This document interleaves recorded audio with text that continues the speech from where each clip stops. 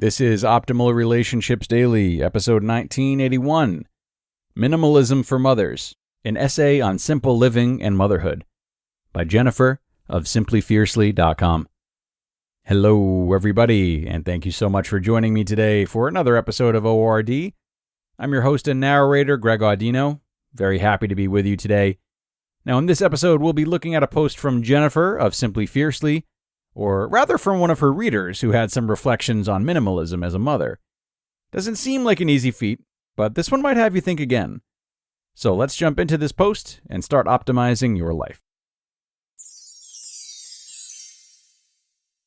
Minimalism for Mothers, an essay on simple living and motherhood, by Jennifer of simplyfiercely.com.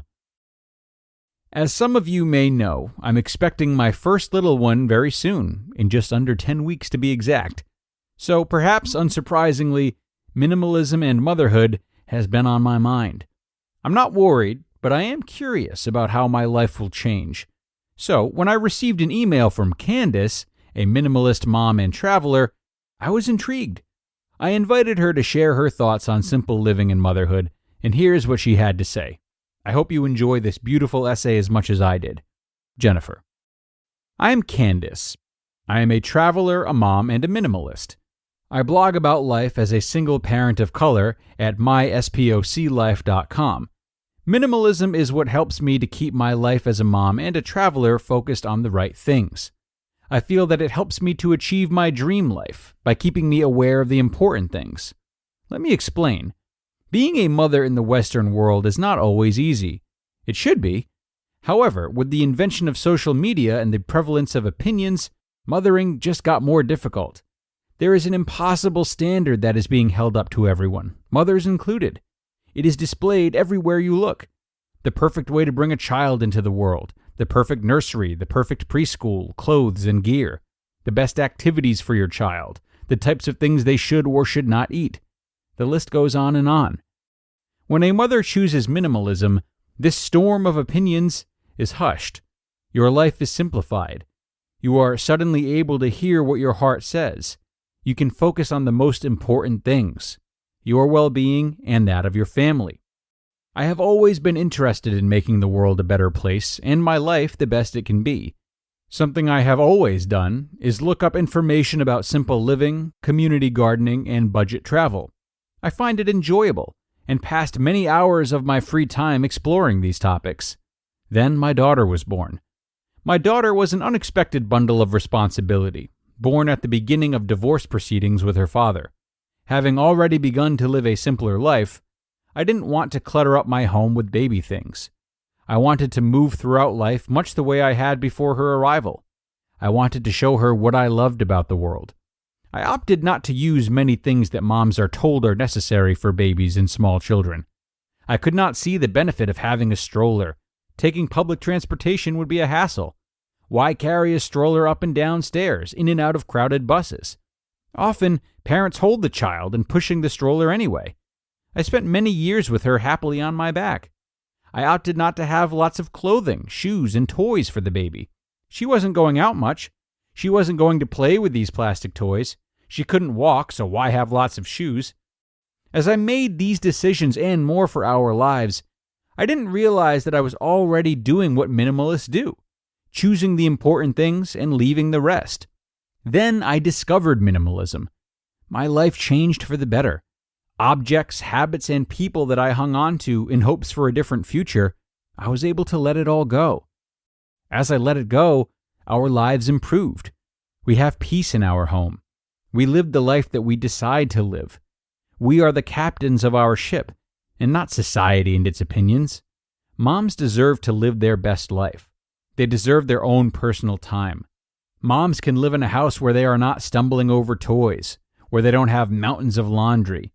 Moms can choose to live how they want to live. When moms discover minimalism, it will change their lives. It gives you the power to say no to hosting excessive birthday parties, no to too many school activities, and the list goes on. You can then say yes to the things you feel are important for your family. For my daughter and I, minimalism has allowed us to say yes to travel. I am an adventurer, and my daughter is curious. We have been to many countries together and are only just getting started. I am able to do what I love because I have said no to what was not important. As a mother, I find it important to give these values to my daughter. As she grows older, she will have the ability to hear what her heart says when society begins to try and place limits on her. My minimalism may not look like your minimalism. In fact, you may be neither a mom or a woman. However, the basics of our minimalism should be the same. Choose people over things. Choose experiences over materialism. Listen to what your heart says matters to you. Leave all of the rest aside. If you don't know what is important to you and you haven't started finding out what is important, I encourage you to try. You have a world of wonder to discover, and not much to lose, but stuff you didn't really want anyway. You just listened to the post titled, Minimalism for Mothers, an essay on simple living and motherhood, by Jennifer of simplyfiercely.com. We talk about love and communication here on the show every day, but there's always more to learn. And lately, I'm proud to say that my own knowledge of relationships has reached a new level, thanks to our sponsor, Masterclass. Masterclass is an app and streaming platform that makes a meaningful gift this season, because you can help a loved one learn a new skill from the world's best performers.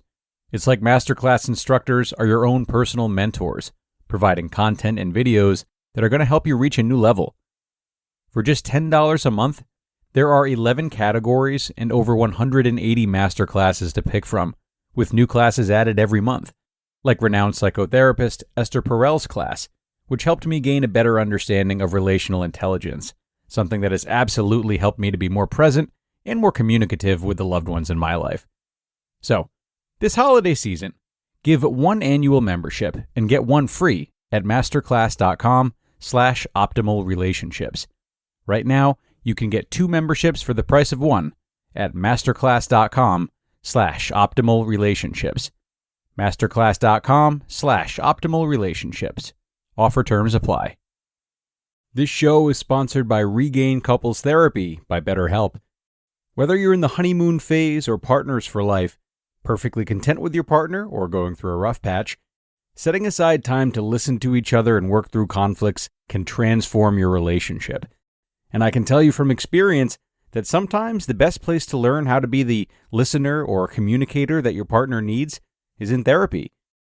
If your relationship is having ups and downs, or you simply want to work on yourselves together, consider giving Regain a try and see how your relationship can improve, no matter what stage you're at. This is an entirely online form of therapy that's not only helpful, but also designed to be convenient, flexible, and suited to your schedule. Just fill out a brief questionnaire to get matched with a licensed therapist and switch therapists anytime for no additional charge. The best relationships are always worth fighting for.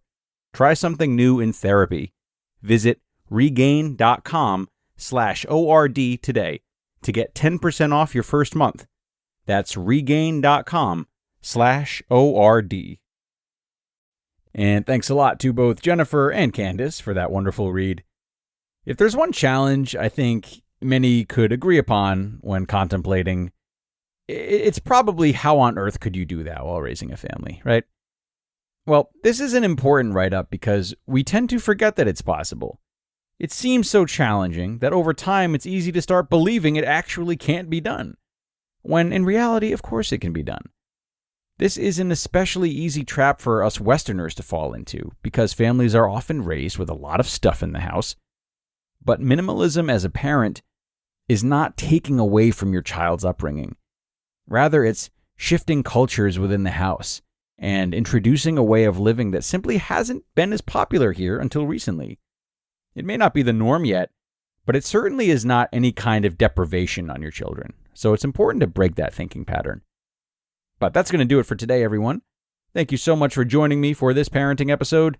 And if you liked it, then be sure to come on back tomorrow where I'll have another one for you, this time from parentslettinggo.com. That's where your optimal life awaits.